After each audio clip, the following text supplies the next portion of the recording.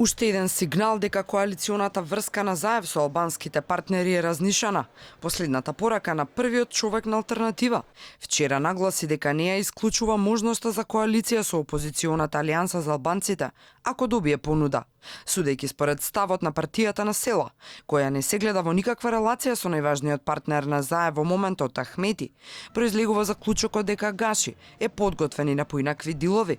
Иако според извори на Алфа, алтернатива не размислува да се тргне од власта, сепак разнишаниот кредибилитет на ДУИ како партија што се покажа на претседателските избори, остава простор за поинакви конструкции. Дополнително и популарната метла што се очекува, предизвика демонстрација на авторитет од страна на ДУИ. Иако се прва партија партнер до СДСМ, за нив лидерот Ахмети е чистачот. Со други зборови, Заев не би смеел да мете во нивните дворови. Гаши со балансирана порака пак смета дека Заев има право да одлучува, но во однос на влада без ДУИ, вели дека никој не е незаменлив.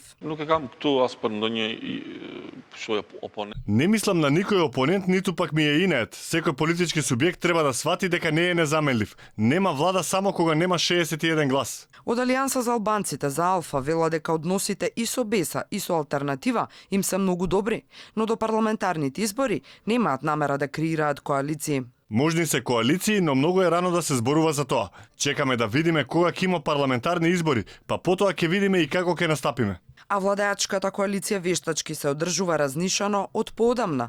Повидлива беше кризата околу и пред договарањата за така наречен консензуален кандидат за претседател, потоа околу самиот избор на претседател, во собрание или не, па на крајот и за самиот Пендаровски.